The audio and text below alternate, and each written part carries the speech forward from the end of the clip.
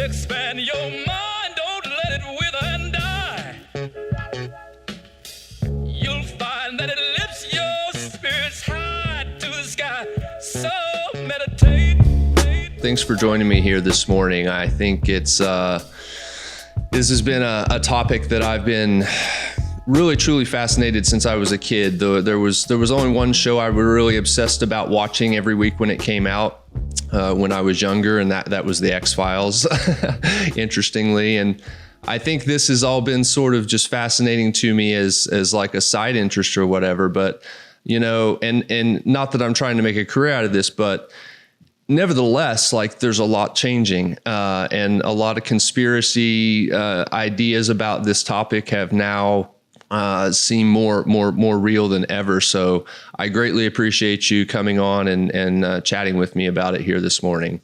Well, you know, Matthew, it's really interesting because some of the main people in my new film, Accidental Truth, have gone public, and the film came out on April 18th. And then all of a sudden we have Gary Nolan talking at the SALT conference about crash debris. We have Christopher Mellon publishing a story in Politico about how they need to come clean about crash debris. We have Ralph Blumenthal breaking the story. And Ralph Blumenthal is the guy from the New York Times that wrote that original story in 2017 with Leslie Kean. And he's coming out and broke the story about David Grush, the intelligence agent who's saying that we have crash retrievals. Accidental Truth, the film, is all about that. It lays the history of it, the kind of stuff that they discovered, the kind of things that they were able to recover, and some of the technologies that they've been studying in a factual basis with like Lou Elizondo and some of these other people. So it's a perfectly timed film for the moment. And to watch the reality of it spilling out onto the headlines is incredible. Yeah, absolutely. And I want to get in with all that, but I want to also kind of set the stage a little bit. I like to just, you know, for each person I talk to or that has an interest in this, I find that their journey into it is a little bit different. And so, would you mind kind of telling a little bit about your background or how you got involved with, the MUFON and the whole UFO, topic?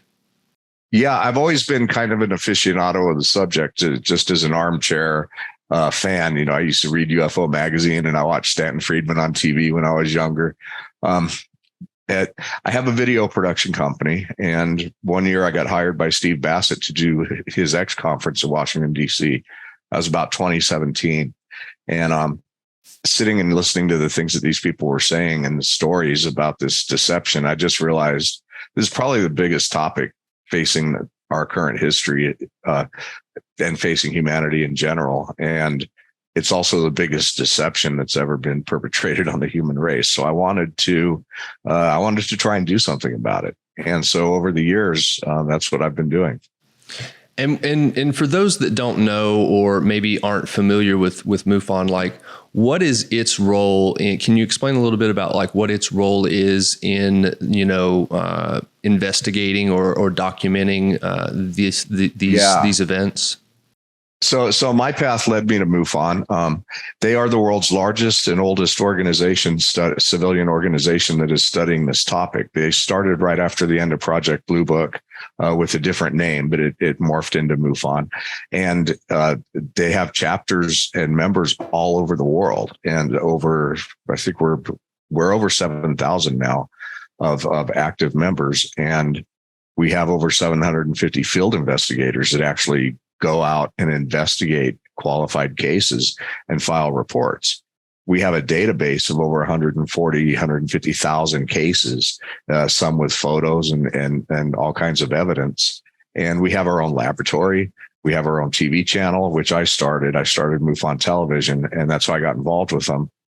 And then that morphed into their actually making me their media relations director. So I get to work with the people from Ancient Aliens, and Proof is Out There, and The Unexplained, and all these shows that occasionally license our content. So I joined up with MUFON because their charter is the scientific understanding of UFOs for the benefit of humanity. And while we have so many people that are out there running around with tinfoil hats and wild stories, which may or may not be true, I wanted to stick with just the nuts and bolts of what we're actually going to be able to make a good case for as a journalist. And so I thought that the MUFON affiliation was good. And I still believe that. Yeah, I agree. I mean, I'm somebody I'm really somebody that I need to see it or probably experience it myself to really fully believe something like this. And whether fortunate or not, I've not had that experience. And so I try to also stick with anything that could not be true, but there's so many credible witnesses. Used to it was very much easier to kind of brush off people who spoke up about it, I think in the past, but with the vast amount of credible people that seem to be coming forward and verifying these things. And obviously I want to talk more into that as well. It seems harder and harder to disregard, even if you haven't had an experience, for sure. Yeah. And I haven't myself had an experience, that I know of. And I think that helps to make me more of an objective journalist. I think if I was an experiencer that had to live with that reality, it might make it more difficult for me to just go after scientific answers, because my vision would be clouded. And I see a lot of people that are experiencers, and it changes them forever. It's a very uncanny, very real thing that's happening. Yeah, for sure. You mentioned earlier there you mentioned Project Blue Book. Are you familiar with like the transition of, because I always find it very interesting, because we've never really had any conclusive evidence that's been admitted by the government, even up to this day recently with Arrow, I believe, is what the current incarnation of their research group is. But it's went through so many phases, from Blue Book to Majestic 12 up through just recently it was ATIP, and then now I think it's Arrow.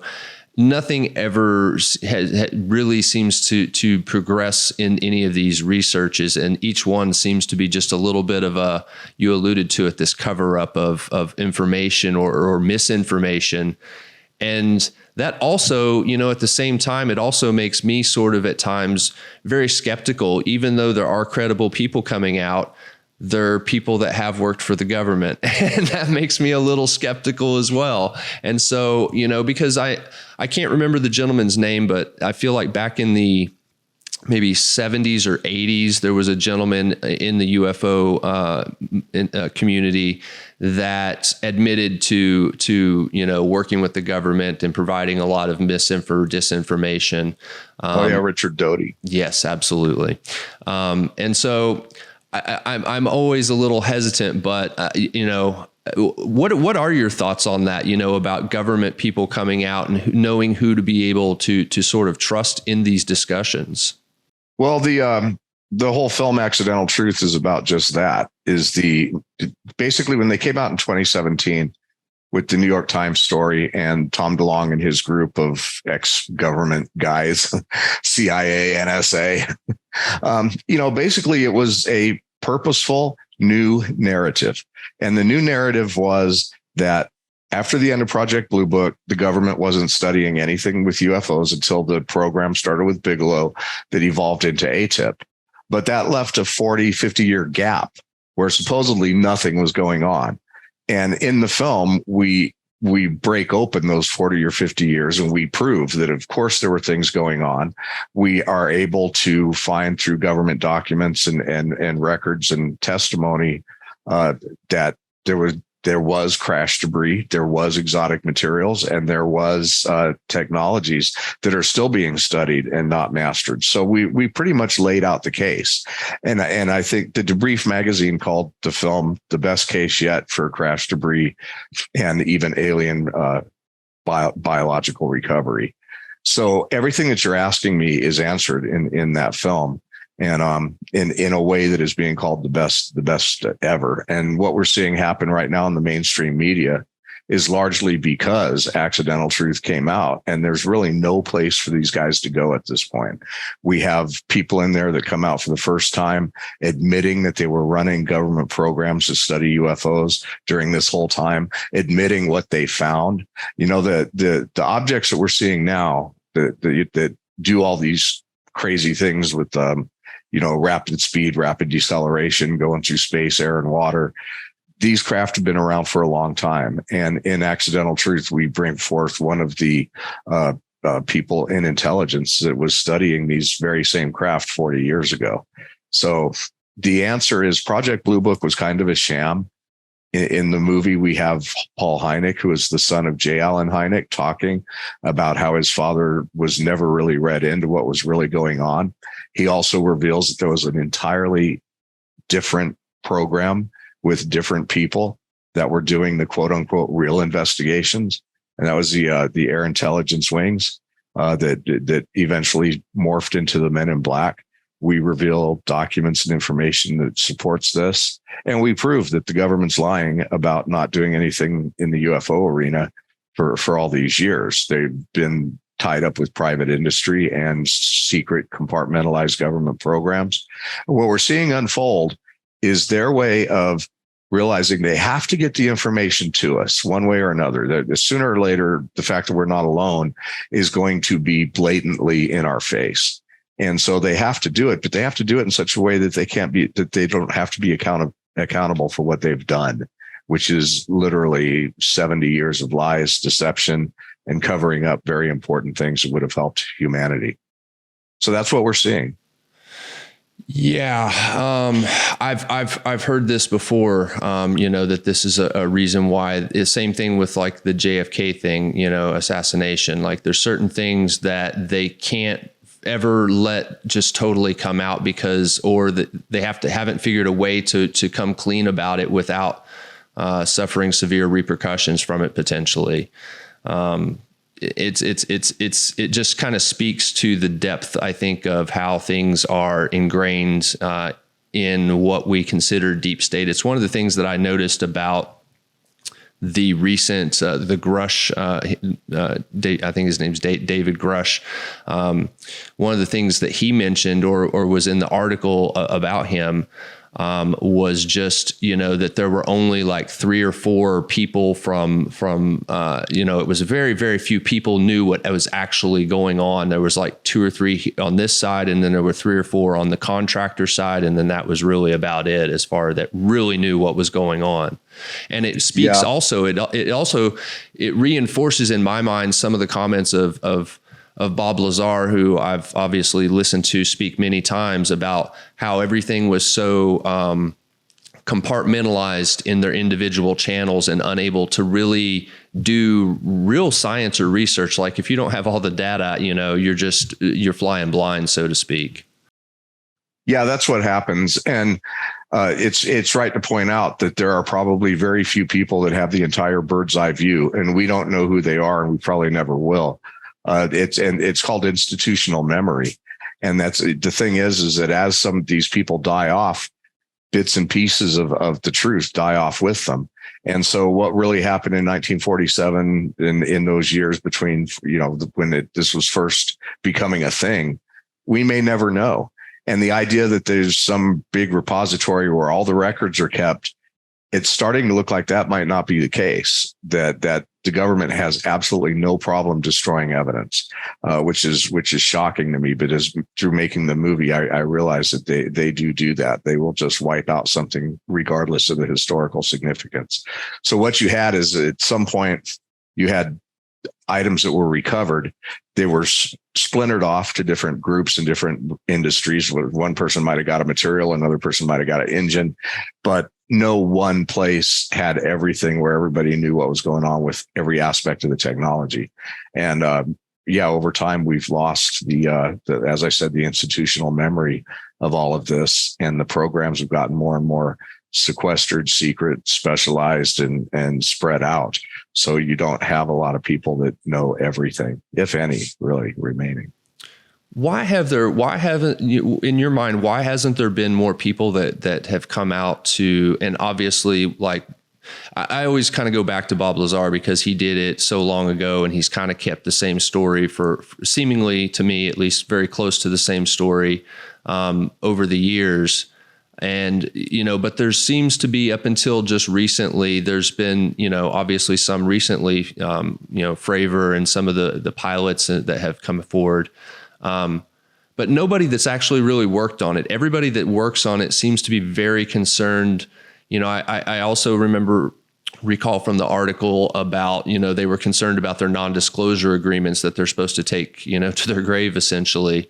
But at what point, I mean, is that, I mean, I'm not a lawyer, but I know NDAs are legit, but I feel like some things maybe supersede that when it affects maybe the greatest, one of the biggest secrets of humanity, like this would fundamentally, I think for a lot of people, change the way they view reality, the way they view their religion, the way they view history, because then you start to have to question, well, maybe those ancient alien guys that we've thought were just entertainment for years, about, how they built the pyramids and ancient Sumerian gods and all that.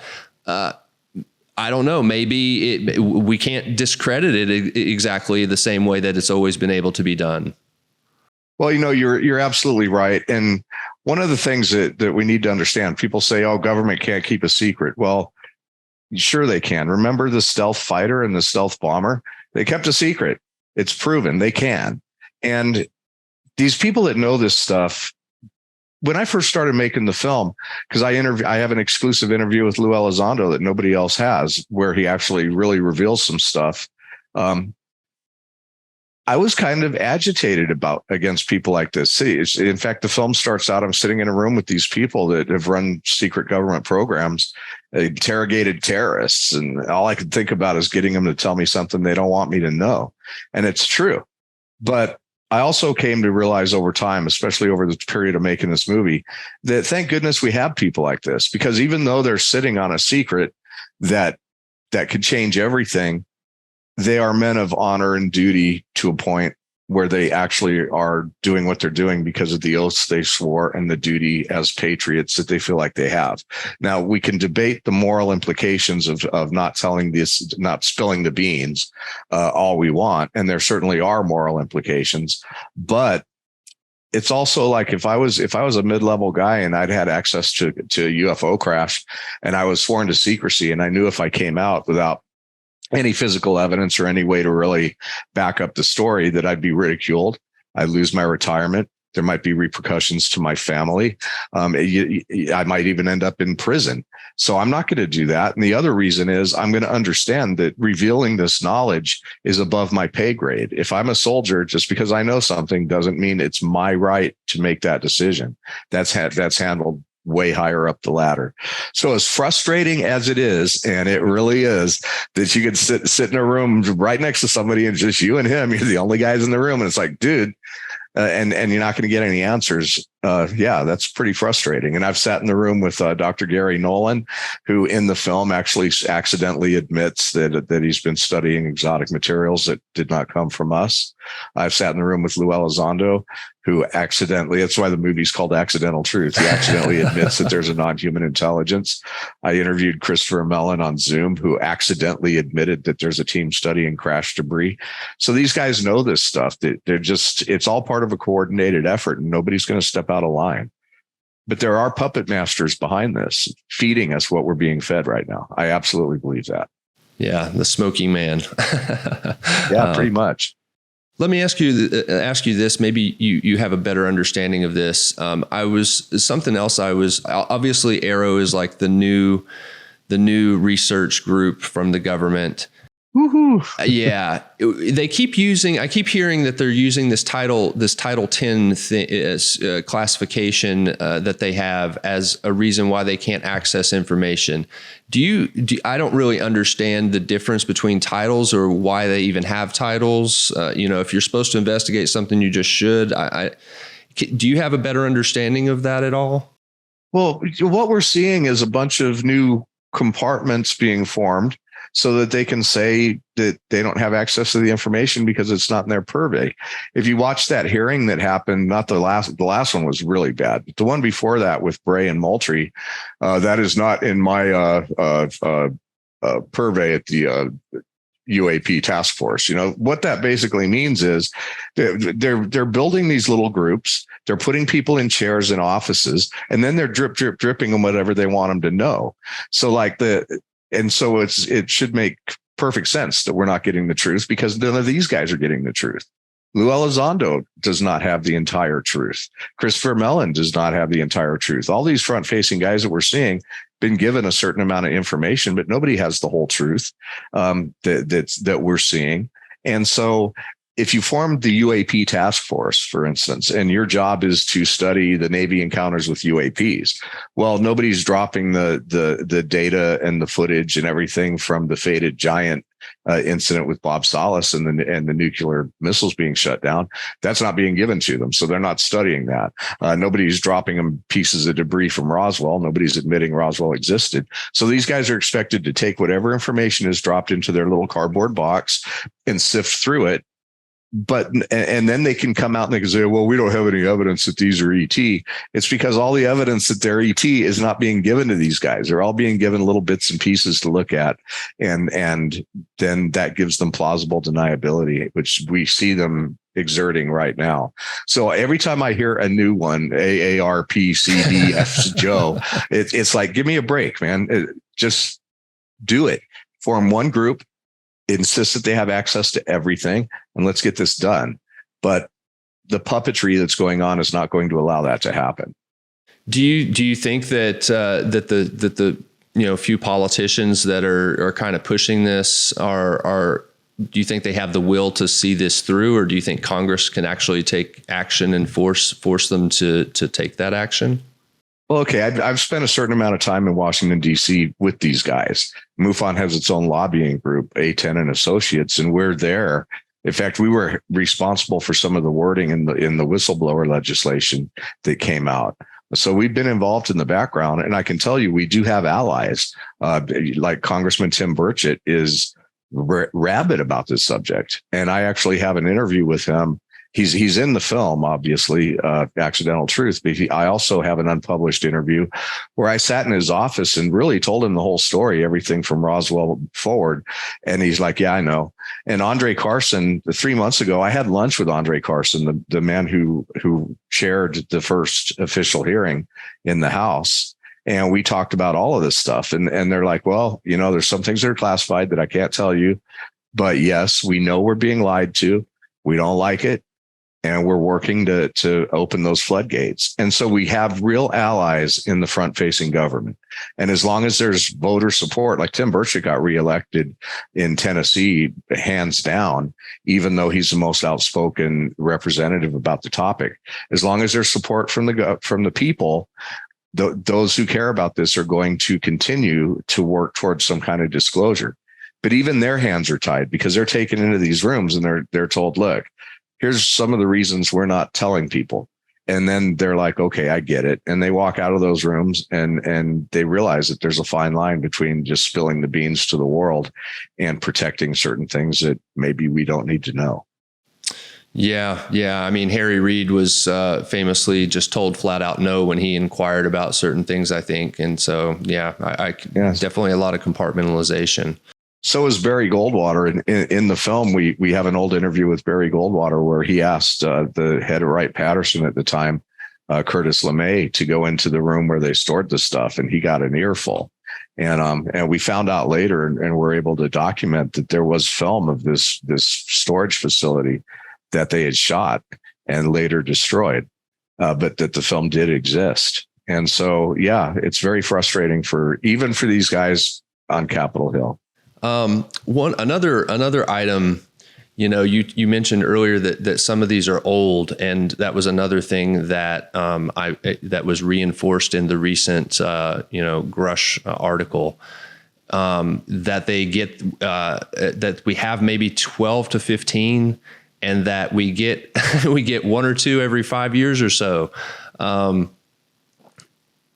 mean, this is pretty, I don't know anybody this is like way more than what I even would have thought. I thought maybe there's two or three somewhere.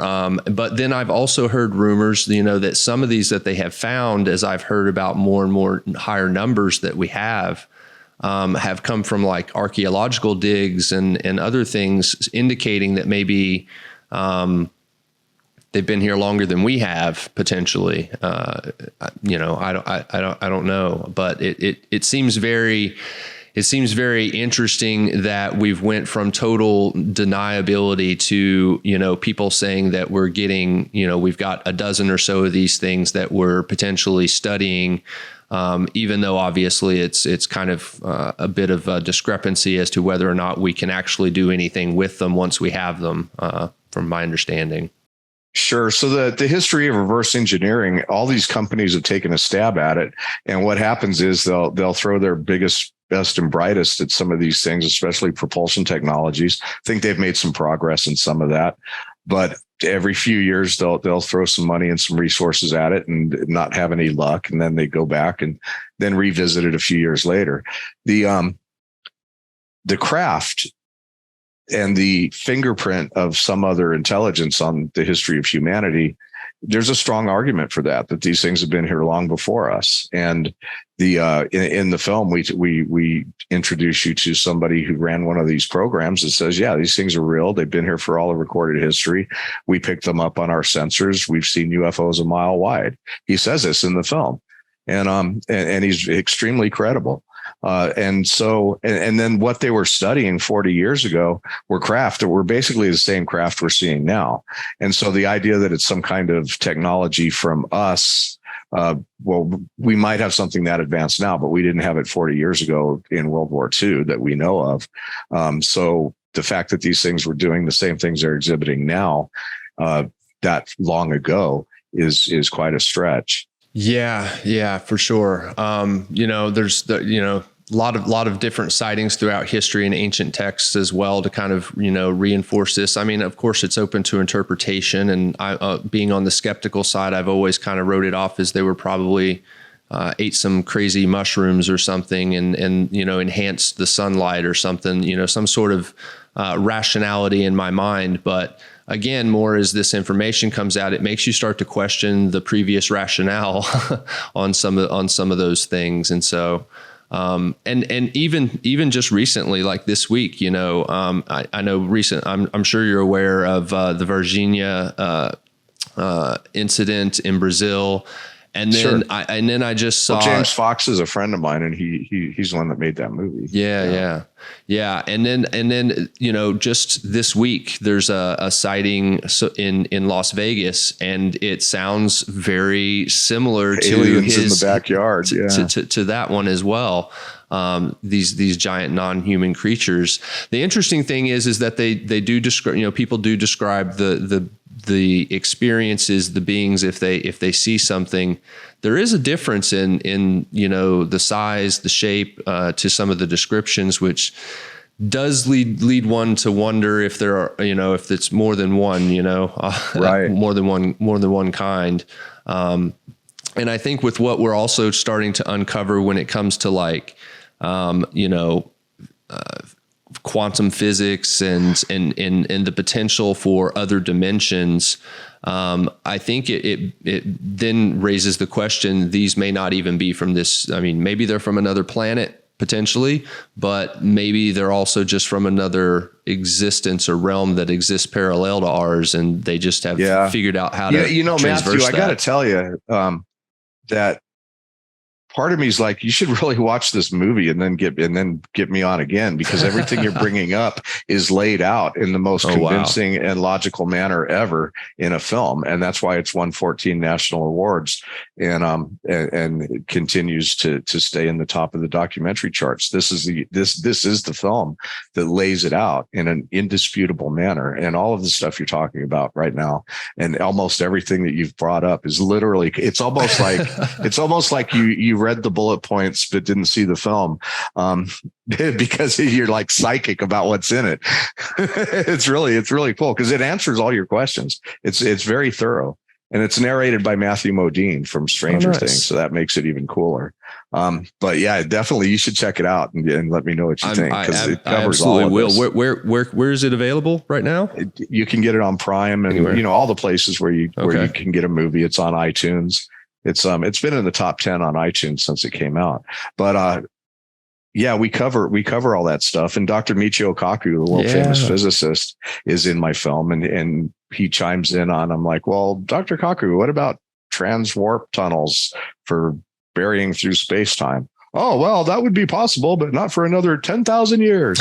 And so, he basically, we identified some technologies that were being studied that we do not have and that we will not have, even though the government admitted that we were studying this stuff. And he chimes in to tell us about, how feasible that is, that it could be ours. And most of it's not feasible. And that's why we're having so much trouble. Technologies that are possible, like molecular or atomic grade 3D printing. If you can print on the scale of atoms, you can create programmable matter. But we can't do it yet. But we have some of it, and it's fascinating. That's very fascinating. Yeah, and I will definitely check out the movie, and I encourage everyone listening to check it out as well. And it is coincidental, honestly. I honestly wanted to have someone to speak to someone at MUFON just because of all the news that has been coming out. And sure. To be completely honest, I was a little unaware of the documentary that had been that you all had released until we communicated, and I just hadn't had a chance to watch it yet. Honestly, I'm not saying that that's a bad thing. I'm just saying that anybody what we're seeing come out in the media, because I know you guys are busy, and I do a lot of these podcasts, and I'd say only about half of them really took the time to watch the film, which is okay. But everything that we're seeing unfold on the media right now, the stage was set by this movie. Most of the guys that you're seeing on TV right now are in the film, and the reason that this film was designed to turn up the heat on these guys and really leave them no more room to go. And it's succeeding. It came out April 18th, and now all of a sudden we have an avalanche of disclosure. Mission accomplished. Well, where does this go from here? I mean, there certainly is quite a bit of momentum, but again, the government has been very good at kind of stalling these things in the past, but it just feels like, and you alluded to this earlier, what happens if disclosure sort of happens outside of the government's control, and like maybe they just reveal themselves or whatever, and that's an uncontrolled disclosure might be even worse than a haphazard one. Yeah, so that's why the powers that be, and there are such people that find themselves in this catch-22. We have the Webb telescope. Sooner or later, it's going to zoom in on a planet and go, "Hey, wait a minute, those are lights." It's inevitable that some major discovery is made. Sooner or later, Elon Musk is going to land on Mars and go, "Wait a minute, there is life here." They can't keep it a secret too much longer. There's too much commercialization, private commercialization of space. There's too much evidence of this stuff. The military has been basically repressed in talking about these things, but you have huge swaths of pilots and military personnel that have seen these things for years and just been told to shut up about it, and they've had enough. So what we're dealing with is the fact that there's been this huge deception that goes on for years and years and years, probably bordering on criminal in what they've done and the way they've hidden it and the way they've sequestered it off to different industries and companies. And then we have this need to kind of roll this out because sooner or later something really obvious is going to happen. And so, these people that are caught in between, we're basically the puppet masters that have been lying to the entire human race for 100 years. But now we have to start leaking out the truth because we can't perpetuate the lie anymore. So what do we do, and how do we do it? And that's what we're seeing right now is this scripted play. In the film, I point out that the exact same thing that we're told now was told to us by General Samford from the Air Force in 1953. I put the two pieces side by side. General Samford, well, we're seeing things we can't explain in the air. And then Lou Elizondo, well, we're seeing things we can't explain in the air. And then, the Air Force is committed to getting to the bottom of this. And then Moultrie at the hearing, we're committed to trying to find out what this is. And it's almost like, and 75 years ago, they were telling us the exact same thing. And people don't really know their history on UFOs, but that's what happened. And now they're telling us the exact same thing with new faces, a little bit more information. But I always say I wish they could have hired another screenwriter because they didn't even bother to change the script. It's almost verbatim. When you watch the movie, it's like you just shake your head. It's like, really? Yeah, it reminds me of the I don't know if I'm sure you've seen it. It's a little video where all the newscasters line up and they're telling the same story in unison using the exact same words. There are definitely mechanisms of control when it comes to information and what they want out there. That's for certain. My question has always been, and I'd love to hear, just your thoughts on it, is, why have these, if we have been visited, if these are intelligence, I will say, because I don't know that they have necessarily all of them have a physical form, perhaps, but what has prevented them from just revealing themselves, or do they maybe just not have the desire to do that? Maybe they just want to observe from a distance. Well, there's a lot of speculation about that. Obviously, if you want a species, a civilization to progress naturally, going to have a hands-off policy. And so it's quite possible that something like that is going on, like the Star Trek Prime Directive. We don't know. And then we don't know what their motivations are. We could be the genetic brainchild of a super advanced race that wants to see us expand into the galactic family, or we could just be a gene pool for a bunch of aliens that use us for any number of things. And we don't know. Well, somebody might know, but I don't even think the people that really do know everything know the scope of all of this. This is just, and that's another reason to keep it a secret, is that they don't know what it's really all about. Then they don't. But they have their own reason for doing that. Can you imagine how people would react if all of a sudden flying saucers landed on the White House lawn? I mean, there'd be some people just running to worship them. There'd be other people running in fear. The entire culture would fall apart. So yeah, they have their own reasons, and they're probably calling the shots about revealing themselves. It's no coincidence that the planet right now is bursting at the seams with people. If you're raising a crop, then, when the fields are full, that's when you harvest. And I'm not saying that we're being raised for anything, but I'm saying that right now the planet's at a critical point. Humanity is at a critical point. We've never had this many people on the planet. We've never had this much peril. We've never had this much capability to destroy ourselves. Not in the recorded history of this version of humanity have we had all these things happening. And so if they're here and there's any hope for us moving forward, this is probably the best time to reveal it, because it's going to get worse before it gets better at the rate we're going. And so we need a collective consciousness shift of people on this planet to realize we've got to quit destroying each other and find a better way to live. And if we succeed, my belief is that we'll be invited into some kind of galactic family. And if we don't succeed, we'll probably just get mowed under with the remnants of the crop. This planet has, the surface of this planet has gone through generations and generations and generations of destruction and reconstruction, floods.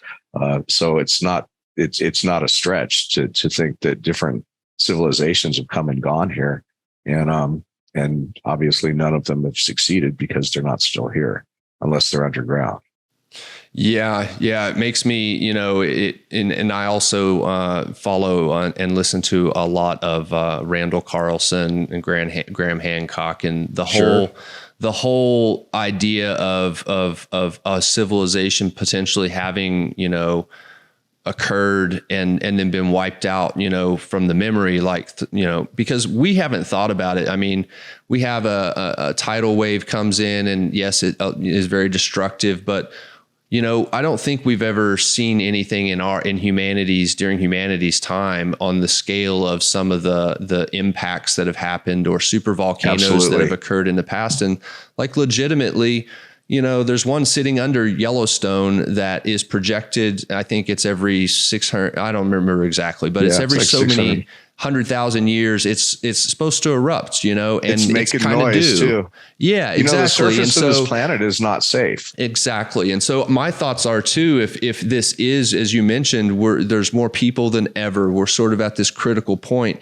Maybe we're also on a ticking clock here before the planet resets itself, so to speak, to some extent, or we get impacted with a giant, asteroid that just resets at least half of the Earth.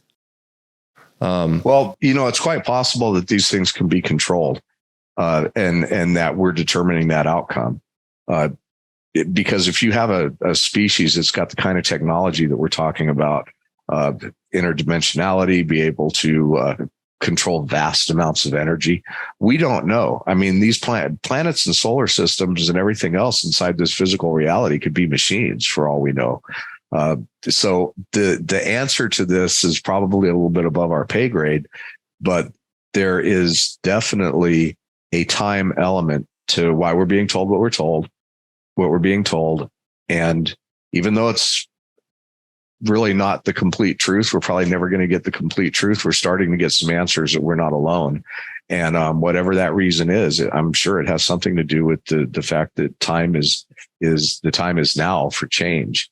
And if we don't figure out a way to reverse what we've done to the planet, if we don't figure out a way to control our population, if we don't figure out a way to quit destroying nature and live in harmony with it, and if we have to keep doing ridiculous, horrible things like are happening in Ukraine, we're not really worthy of getting out into the universe. If there is a galactic family, they're not going to hand us warp drive and let us go conquer planets. It's ridiculous. The civilizations throughout the galaxy, if there are such things, have probably learned how to live in peace because they have technology to thoroughly destroy each other, and they haven't done it that we know of.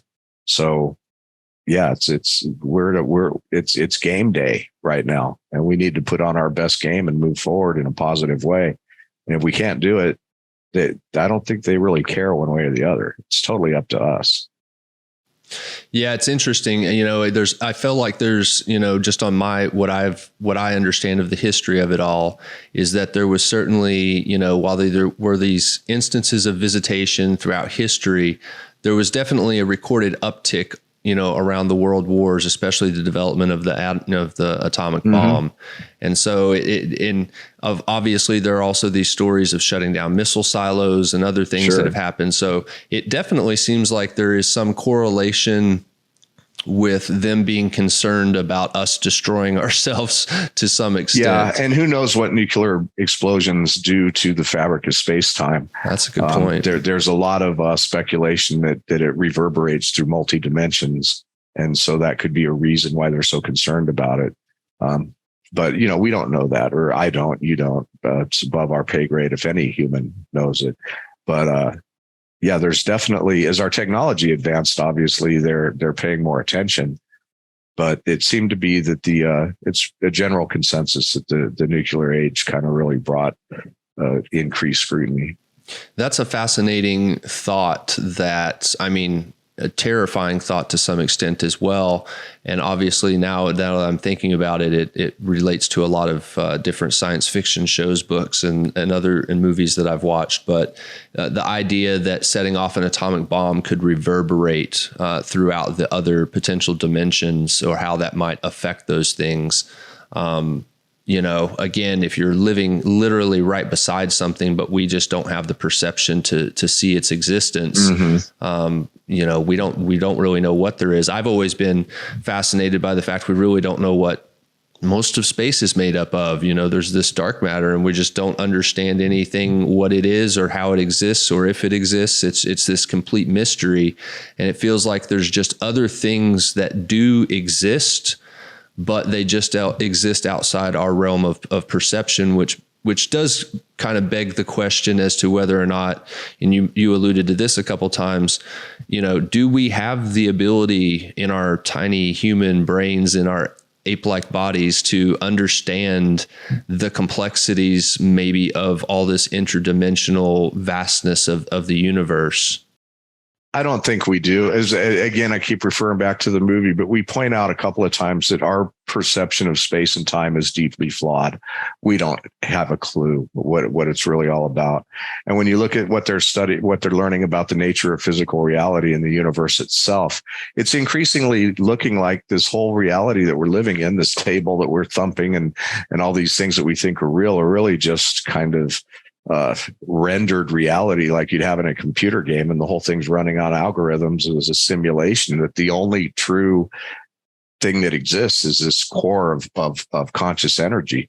And we do not know how to come up with the answer to, well, where did that come from?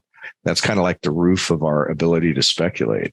And so, we're finding out more and more about what the nature of reality is. And sometimes I think that this phenomenon is here to point out to us that we're living in an illusion, that reality is not what we think it is. Because you could spend a lot of time debating, well, Matthew, I think they're from Zeta Reticuli and they're little reptile people in spaceships. And then you could say, no, man, they're interdimensional beings coming from a whole place right next to us. Just flip the radio dial and there they are. The fact is that if we're living in a simulation, all of this could be true and false at the same time. And whoever's creating the program can make things happen with the flip of a keyboard. So I think the argument about, well, where they're from or what are they is really, that's the smaller argument, when really the bigger truth is that it can be all of these things at once, and it probably is. Yeah, that reminds me of a conversation I recall of a gentleman named Sean Carroll, who really gets into like simulation theory and so forth. And the gist of it was basically that he was like, look, the probability, mathematically speaking, is that we are a simulation at this point. If each civilization's existence perpetuates itself to create a simulation, then at some point that simulation then creates a simulation and so forth. It logically, I guess we would be over a certain amount of time. There was a movie called The 13th Floor years ago that explored that, where these people created a simulation and then found out they were in one. And then, of course, The Matrix. But and then David Deutsch, a physicist, what's that university in England? I can't remember, but it's the big university there. It should be right on the tip of my tongue. He wrote a book called The Nature of Reality.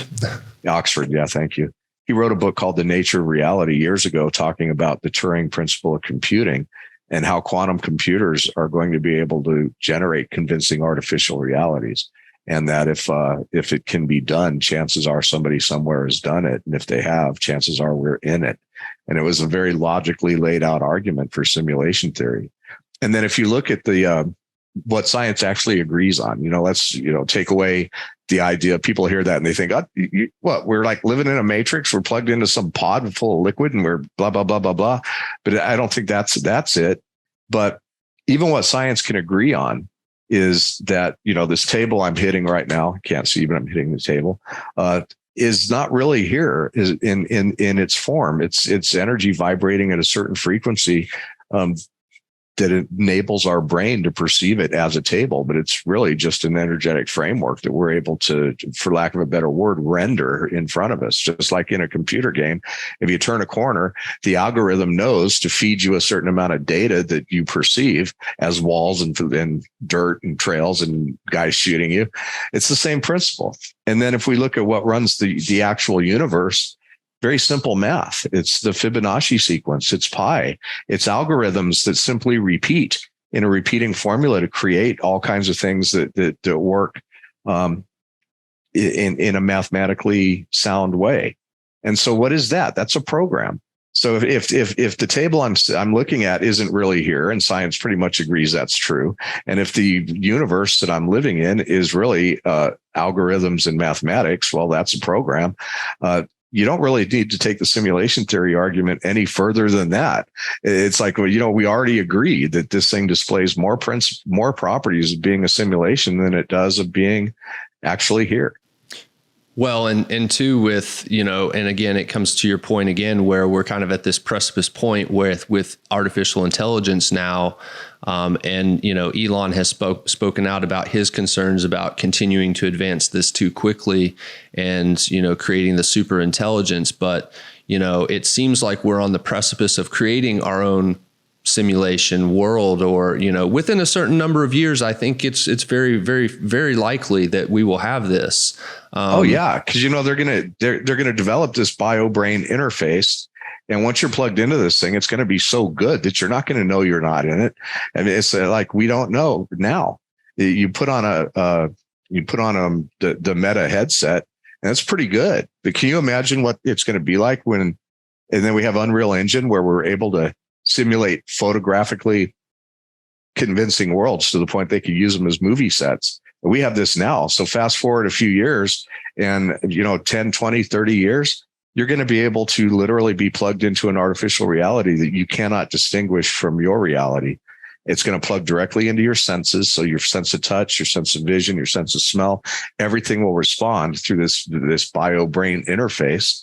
And then at some point, who knows where it goes from there? Yeah, we'll all be in Ready Player One worlds. Exactly. I was a little disappointed.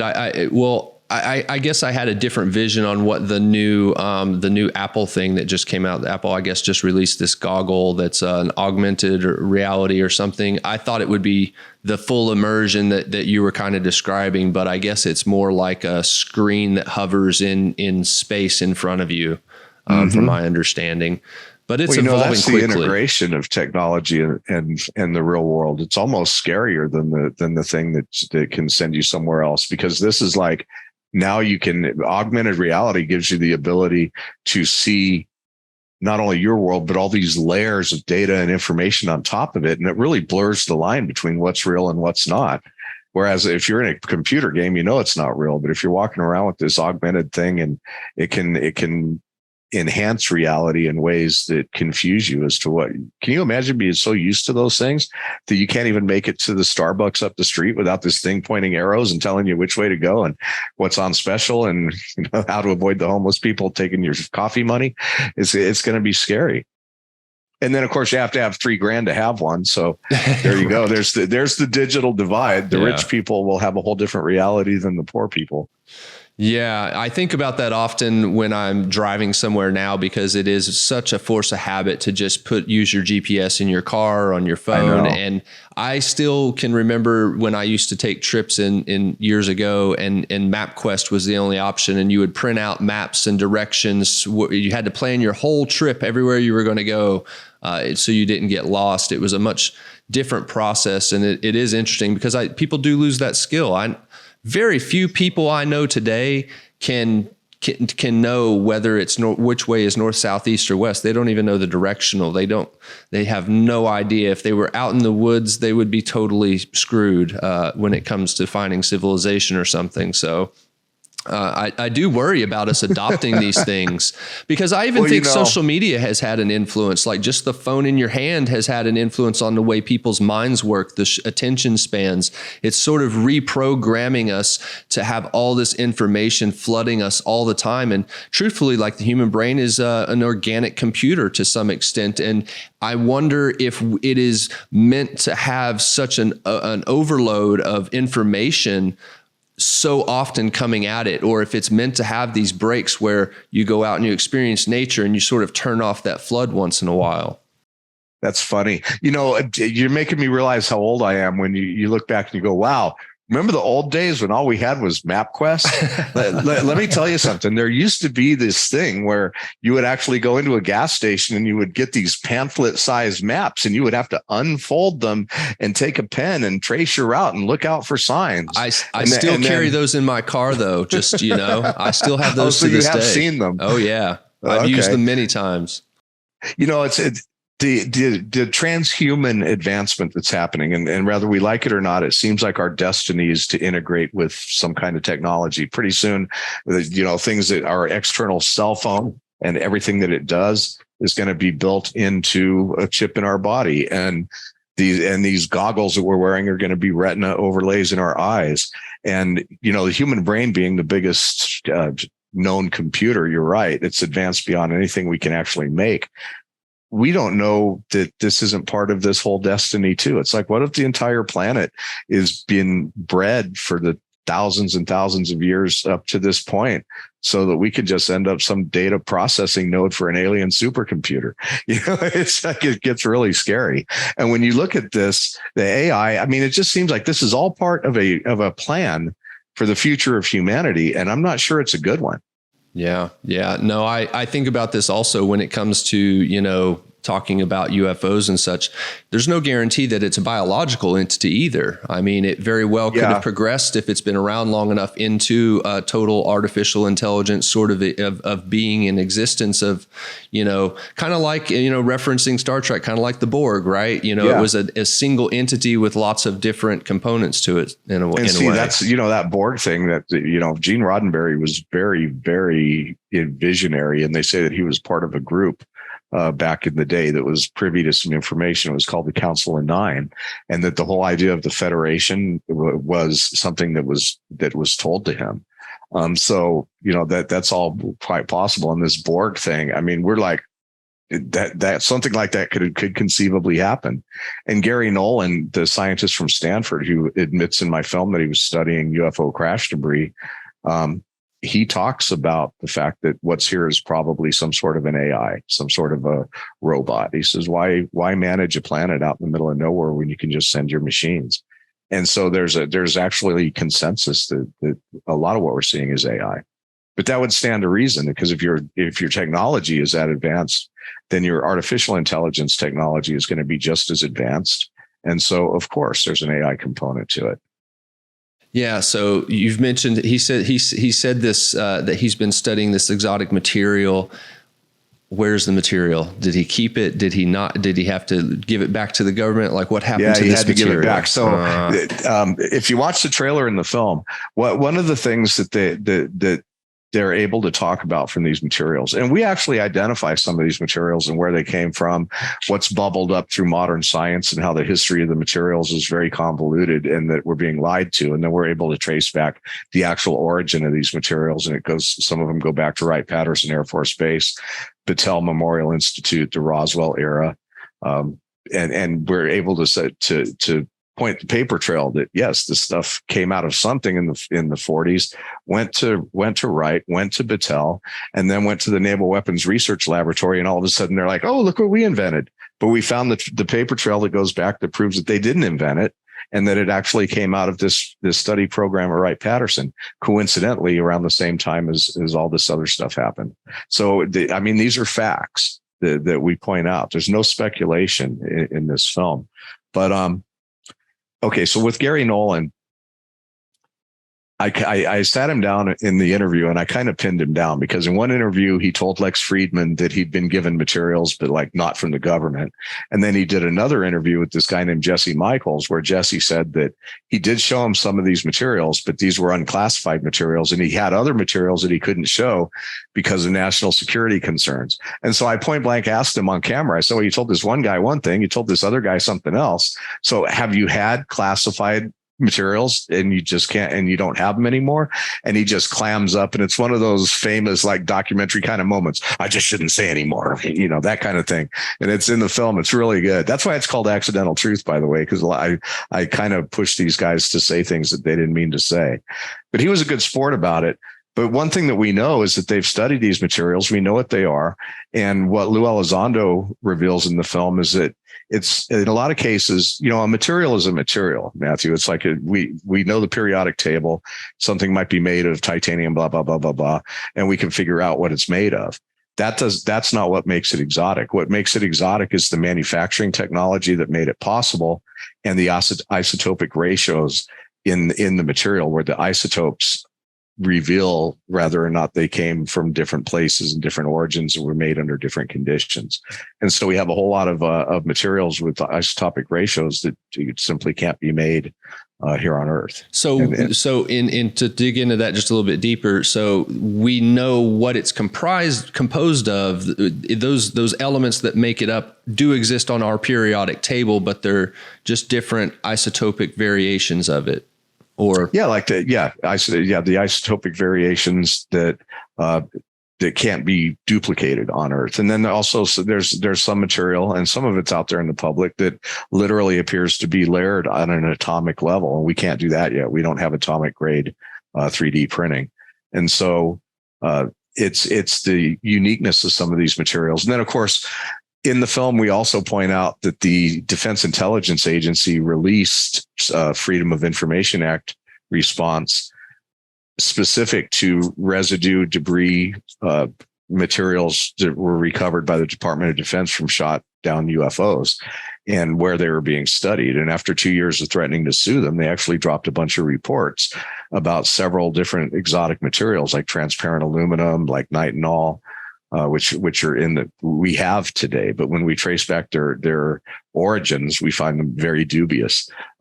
And so we have government documents admitting that they have crash debris, and it got very little fanfare when it came out. But for some reason, mostly because the powers that be wanted to cover it up, but it's there. We unveil it in the film, and we say what these materials are, what they're capable of, and we point out that in a lot of these reports, that'd be like, maybe able to compress electromagnetic energy, maybe able to create invisibility by bending, changing, or stopping light, maybe displaying a tunable resonance that was likely determined during manufacturing. And so we have all these reports, very thorough reports about these materials. And the one thing they all say is, well, it may be able to do this, because they don't know, because they didn't make it. And so, how many companies go out there and create a material, but they have no idea what they're going to do with it? But we have these reports right out of the Defense Intelligence Agency about materials that they don't understand what they do. And they're speculating about how they might be used in the future. And this is real. And it's all in the film. So the case for this stuff is very, very strong. And that's why I think we're getting the disclosure that we're getting, because this documentary is a historical document that leaves no room to continue the deception. It's like we're going to have to get to the next level of disclosure, because there's no turning back. Nothing ever really came out from Bigelow's research. I mean, nothing was really released, was it? Like, it seems like he's went quiet since he, walked or stopped his part of that program. Well, I think, and again, we covered the Bigelow thing very thoroughly in the movie. I think he got himself in some trouble when he said aliens on 60 Minutes. I've been told that that's not true, but shortly after that, Bigelow Aerospace basically imploded, supposedly because of COVID. His technology was cannibalized by a whole variety of companies, and his contracts with NASA, not only did they not continue, but NASA stiffed him for millions of dollars. He had to threaten him with lawsuits. So Robert Bigelow paid a price for being so candid, I believe. And there is plenty of stuff that came out of Bigelow, because, all the OSOP records, the gun camera footage, everything I was told, is at Bigelow Aerospace. That's where it's actually been stored. And so he would still have it. Now? He still has it. Yeah. Oh, wow. And all the Skinwalker Ranch stuff, that was all his research. It's all at Bigelow Aerospace. All this weird stuff that happened at Skinwalker before the modern thing. We interviewed the guy that was with Robert in Accidental Truth. John Alexander was with Robert Bigelow the day he bought the ranch, and he went out there with him, and he stayed at the ranch and slept up on the mesa that first night. And he tells stories that have not been published before about just the weird stuff that would go on there. All that data is at Bigelow Aerospace, right? It's his is the problem. It doesn't belong to the public. It's a private company that was contracted. So he doesn't have to share it. And then when we say that nothing came out of the Bigelow Aerospace program, the Defense Intelligence Agency released 1,500 pages of reports about different technologies. And they also included the materials reports in these documents. And we cover them in the movie. They're called Defense Intelligence reporting documents, and they're covering all kinds of weird technologies like anti-gravity, traversing wormholes, biological control of functions without biological controls. In other words, being able to use telepathy to power machines. There's reports about all these different technologies. And so it's like, well, they didn't just imagine these, they have encountered them, and they're trying to figure out what they are. And they're using the Bigelow program to bubble up this information that's kind of a conglomerate of what they've been discovering and studying since the 40s. But they use this program to say, oh, yeah, we just started looking at all this kind of stuff and speculating. But what it really is the things that they've uncovered over all these years being sanitized in such a way that it can be distributed without them having to admit anything. And so the whole Bigelow OSOP thing was, I believe, created for that reason. And TTSA when Tom DeLonge and Elizondo and Mellon, when that all launched originally, that was going to be a vehicle for bringing this stuff forward, but things didn't go quite the way they wanted them to. And that whole thing kind of, it broke apart a little bit. Interesting. Yeah. I'm fascinated by the whole Skinwalker, the ranch and its lore behind it. I keep hoping that they're going to find something on that show that they have, but I haven't. Well, it's another Oak Island. It's like, how long can you dig? And it's made by the same people, you know? So, but I did run into Travis Taylor at Alien Con, and he did tell me there's definitely something in the Mesa. Of course, they already know what it is. But yeah, so maybe in 2027 they'll finally figure out that they just have to dig a hole. Yeah. Well, again, it could be very, very, very likely probably one of those things that they're told they can't really, speak about it, admit to it, or release anything about it. Well, they're probably going to use the show as a vehicle to reveal this technology. That's where we're getting, oh, look, we just found a UFO in the Mesa. It's some kind, and there is some kind of technology at work there. It's pretty obvious from what I've seen on the show and what I know from conversations with other people, that we're gonna learn that this entire planet is basically wired for sound. It really is. It's not just an organic thing. I think that there's technology involved in planet management. Yeah, there's so much that goes into just the idea or concept of frequencies and how everything's sort of find their similar vibrations, so to speak, in existence. And so I think there's definitely something more to it, and I hope it's something that we can find a good path toward instead of a destructive or a path of ignorance, so to speak. Well, I know that, and I can probably say this, MUFON, and I'm their media relations director, so I get read in on this stuff. We've been asked by both intelligence committees to go through our stuff and look for cases where we may have recovered any kind of data or physical evidence, and we do have some. And so we're contributing to the desire to on Congress's part to get to the truth. And then the whistleblower protection that was included in the defense bill, that's a real thing. How it's going to unfold is the question, because it's saying that anybody that really knows anything about these programs can now come forth without penalty and testify to the Intelligence Committee about what they know. And so we're seeing that start to happen. And so we have our public whistleblowers, but the law doesn't really allow like somebody that worked on a UFO to go have a conference at the National Press Club. It's more like you can come forward and tell your story behind closed doors.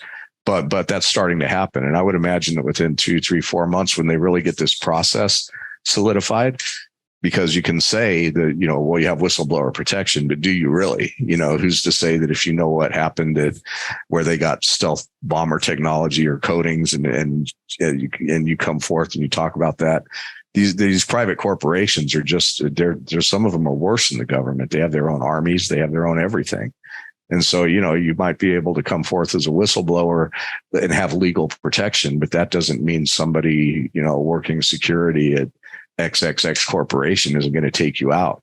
So there's a lot of details to be worked out with this whistleblower thing, but we're going to see it happen, and more people are going to come forward. Is Bob Lazar, is he the only person that's ever came out and actually made is he the only person that's came out and made any claims of actually working with materials? Is there anybody else? I mean, nobody else that comes to my mind, but I'm sure you maybe have more conversations and better information. Yeah. I mean, he's the only one that's been that public. And, a lot of people think that he's telling some version of the truth, but that he was, primed to do that. And that's the thing, is every time somebody comes forward and says something, are they really a whistleblower, or are they being told what to do? You take a guy like David Grush, you take a guy like Lou Elizondo. Once you're that deep and that high up in the intelligence community, you never stop working. You're in it for life. It's like the mafia. And so you could be retired, or you could be this, or you could be that. But when you get that call and you're told, okay, this is what I want you to do, you're going to do it. And I think that when Lou came forward back at the time, he was doing something that it was agreed upon that he was going to do. And I've asked him this personally, and he will not confirm or deny, but he won't deny it. And I think, Grush is doing the same thing. Let's get a guy who can come forward and make all these claims, but he doesn't have a briefcase full of pictures to show the public. Supposedly he does have some documentation, but it's going to be shown to the intelligence committees, not to us, not yet.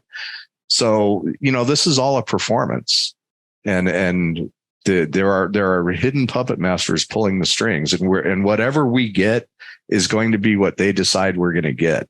I dug up the information in Accidental Truth, fair and square. I never got pulled into a room where they say, hey, we're going to tell you something, but you can't share it. Because once that happens to you, and it's happened to a lot of people in this field, and I could name names, but I won't, but you guys know who you are. You made the deal. You made the deal to carry the new narrative, and maybe it gets you on TV more. Maybe it gets your film published more. Maybe it gets you out there more because you're playing along.